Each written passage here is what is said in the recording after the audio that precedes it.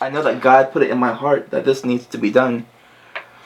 And I think this story will impact multitudes. The story is powerful, and to me, I don't understand how powerful it is, but I just have a feeling something big is going to come from it. And that's why I feel compelled to invest what I can, everything I can. And I want to work for excellence towards it. So I want to do everything I can to make this thing not just a simple story, but like visually compelling, visually awesome, as well as awesome writing to it, After she was apprehended, they took her to the juvenile hall, and instead of her being in the bunk, or instead of her just kind of like moping around jail because she wasn't happy when she went there, she started kind of like worshiping. She started going to a praise and worship and started singing. And the idea that, someone in that situation could not only not be happy, but to trust God after going through a journey like that, and not only trust God in the midst of the juvenile center, but to be contagious among the people to the point where they started worshiping with her. I can't even imagine what kind of conversations were going on in that center.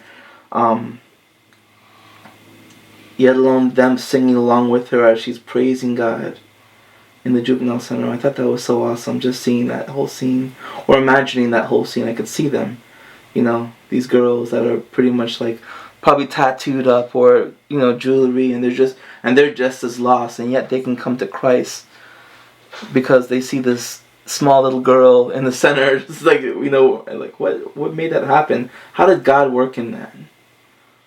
There's something about a Muslim when they give themselves to Christ. There's a radical behavior that you won't see. I mean, she amazed Blake so much to the point where there were so many things that she did that he was baffled about.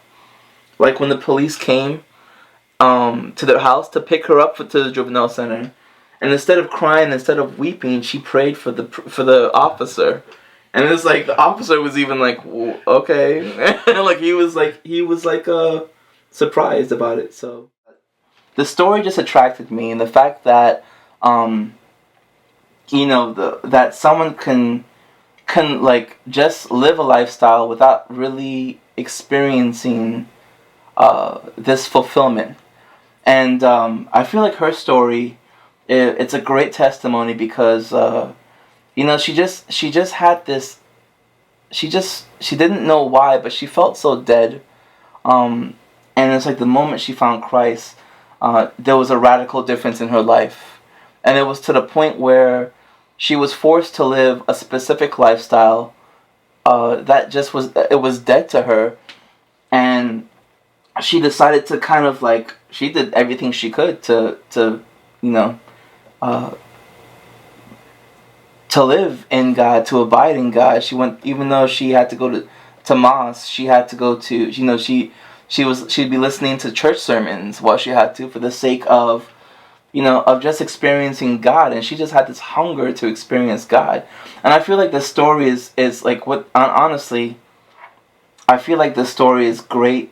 It's a great encouragement to any Muslim who feels like they're living a dead lifestyle. And it's not a matter of converting Muslims, but it's a matter of just showing them, man, like, this is man, I'm trying not to sound like a prejudice, because I'm not prejudiced, because I have great friends as Muslims. I have like one of my friends who just passed away was a Muslim. Oh. And so, the idea of just this girl who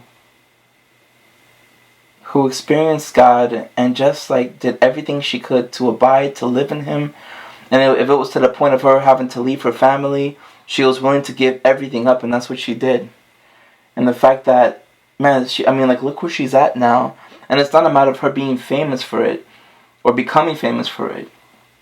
But it's a matter of the lifestyle of this, the honor killing, like, you know, the consequence of giving herself to Christ. She's risking living a martyred life in the sake of Jesus, you know. And I think it's a great just tool to bring awareness. I think this is a great instrument to bring awareness to that, to those events. Like, one of the things is my wife, she seen me working on this, and after she started reading the stories, she did some research, and she found online many other cases of just women being stoned because of themselves, because they gave themselves to Christ. And so, like, I remember Rifqa saying that in the interview, you know, when she was hanging out with the Lawrences. I think it was at the courthouse. And so, of course, my wife went into the research, and she found many cases of people, not just like interviews, but there were videos of people, of little girls getting martyred because they gave themselves to Christ. And so, you know, I'm considering her. She's risking that for the in the name of Jesus. She's risking this, and this and that. She's risking that. And yeah, I think that's just one of the things. I just love how, I think what gets to me is how radical she is for Christ. And it just inspires me to want to be that radical.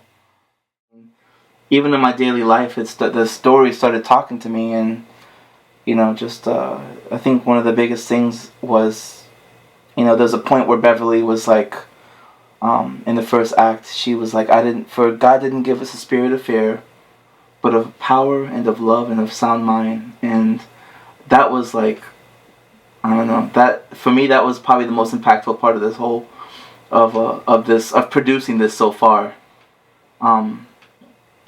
God just spoke so much to me in all of that, like in that verse, I think specifically, because, you know, there would be times where I would go through fear, and, you know, it's like without having that power, the love, and sound mind, the only thing left would be his fear. So that's kind of a revelation that I went through, having this, producing this.